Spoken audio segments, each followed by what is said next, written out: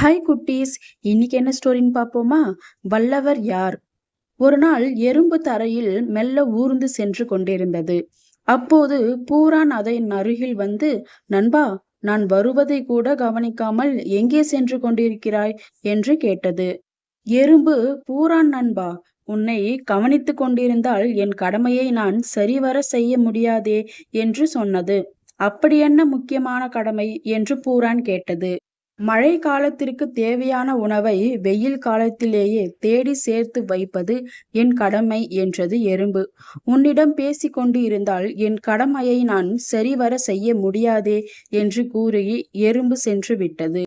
பூரானுக்கு எறும்பின் மேல் வருத்தம். அதனால் எறும்பை மட்டம் தட்டியே தீர வேண்டும் என்று நினைத்து கொண்டது. அடுத்த நாள் எறும்பு வரும் வழியில் நின்று, எறும்பே, கடமையை சரிவர செய்தால் மட்டும் நீ வல்லவனாக முடியாது. உன்னால் என்னைப் போல வேகமாக ஊர்ந்து வர முடியுமா? அப்படி வந்தால் நீ என்னை விட வல்லவன் என்று ஒத்துக்கொள்கிறேன் என்றது. இதற்கு எறும்பு மிக அமைதியுடன், பூரானே, உன் அளவுக்கு வேகமாக என்னால் ஊற முடியாது. அந்த தைரியத்தில் நீ பேசுகிறாய். ஆனால் நான் செய்யும் சில காரியங்களை உன்னாலும் செய்ய முடியாது. அதனால் யார் வலியவன் என்ற பரீட்சையெல்லாம் வேண்டாம் என்று திரும்பவும் கூறியது.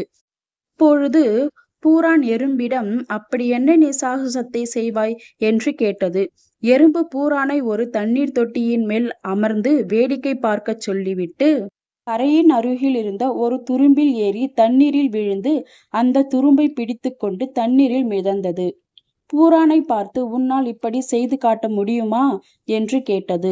பூரான் அப்பொழுதுதான் தனது தவறினை உணர்ந்து பின் பூரான் எறும்பிடம் மன்னிப்பு கேட்டு சிறந்த நண்பர்களாக திகழ்ந்து வந்தது.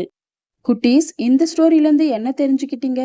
எல்லோருக்கும் சில வல்லமைகளும் சில இயலாமைகளும் இயற்கையிலேயே உண்டு. இதே போல சூப்பரான ஸ்டோரிஸ் கேட்கணுமா? அப்போ என்னோட சேனலை சப்ஸ்கிரைப் பண்ணிக்கோங்க. அடுத்த ஸ்டோரியில சந்திக்கலாம். பாய்.